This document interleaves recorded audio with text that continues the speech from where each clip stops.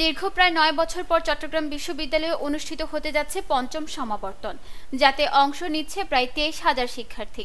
এই সমাবর্তনে উপস্থিত থাকবেন চট্টগ্রাম বিশ্ববিদ্যালয়ের সাবেক শিক্ষক ও প্রধান উপদেষ্টা অধ্যাপক ডক্টর মোহাম্মদ ইউনূস। আয়োজনকে সফল করতে চলছে বিশাল কর্মযজ্ঞ। লাল হলুদ ফুলে ঢেকে গেছে পুরো ক্যাম্পাস। কৃষ্ণচূড়া আর সোনালুর সৌন্দর্যে যেন চোখ জুড়িয়ে যায়। প্রায় ২৫০০ একরের সবুজ ক্যাম্পাস যেন সেজেছে নবরূপে।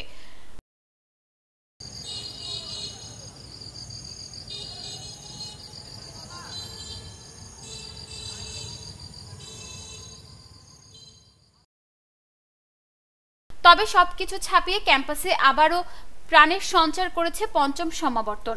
আগামী ১৪ মে অনুষ্ঠিত হতে যাওয়া এই সমাবর্তনকে ঘিরে ক্যাম্পাসে এখন সাজ রব। বিশ্ববিদ্যালয় কর্তৃপক্ষের দাবি, দীর্ঘ প্রায় ৯ বছর পর হতে যাওয়া এই সমাবর্তনে অংশ নেবেন রেকর্ড প্রায় ২৩,০০০ শিক্ষার্থী, যাতে একদিনে খরচ হবে ১৩ কোটি টাকা।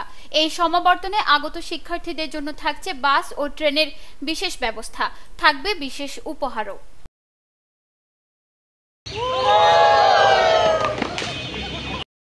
এবারের সমাবর্তনে থাকবেন চবির সাবেক শিক্ষক ও প্রধান উপদেষ্টা অধ্যাপক ডক্টর মোহাম্মদ ইউনূস।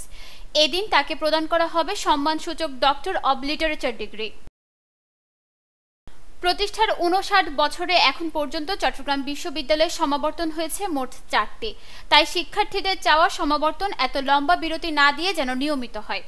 চট্টগ্রাম বিশ্ববিদ্যালয়ে প্রথম সমাবর্তন অনুষ্ঠিত হয় ১৯৯৪ সালে। এরপর ১৯৯৯ সালে দ্বিতীয়, ২০০৮ সালে তৃতীয় এবং সর্বশেষ ২০১৬ সালে অনুষ্ঠিত হয় চতুর্থ সমাবর্তন।